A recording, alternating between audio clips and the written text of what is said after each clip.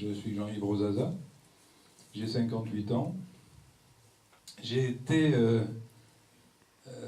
16 ans instituteur. Parallèlement, je me suis beaucoup occupé de foot ici en Andernos. C'était plus qu'une passion, ça a été limite à un moment donné un petit métier de conseiller technique de la Ligue.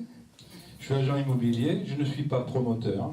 L'agent immobilier, c'est quelqu'un qui gère, loue et vend des maisons pour le compte entre deux personnes.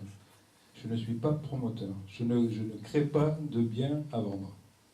Voilà, je suis dans cette situation de métier de service.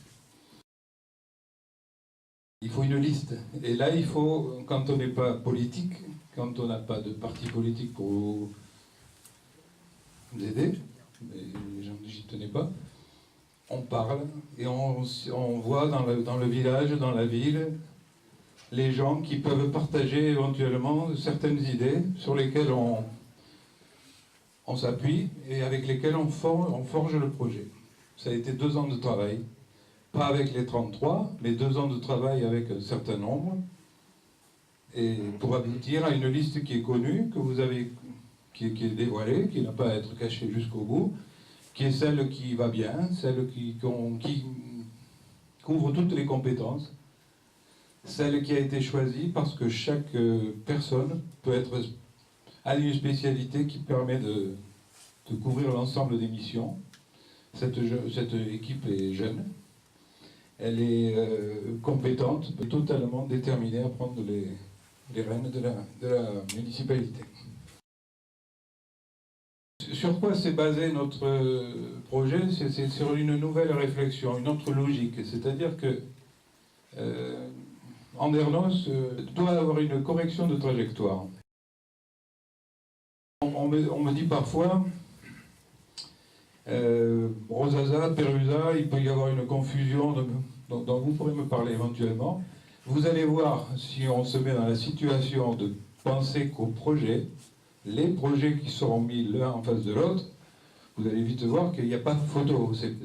Les gens choisissent, mais ça n'a rien à voir. Voilà. Notre projet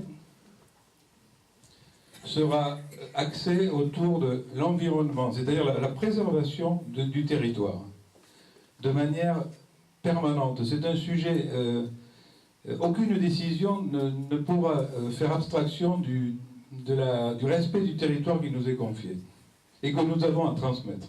Et l'incitation à l'idée d'entreprise sera une de nos préoccupations permanentes. On a le devoir en tant qu'élu, puisque des choses s'abattent et se remplacent, de dire un peu quelles sont la manière dont on veut que ça se rebâtisse. Il y en a pour 100 ans. Hein. On peut très bien, dans la concertation, décider que un centre-ville prend telle tournure ou pas. On doit réveiller les choses, se parler et mettre en place le principe, les débuts, les prémices d'une démocratie d'élus et d'administrés.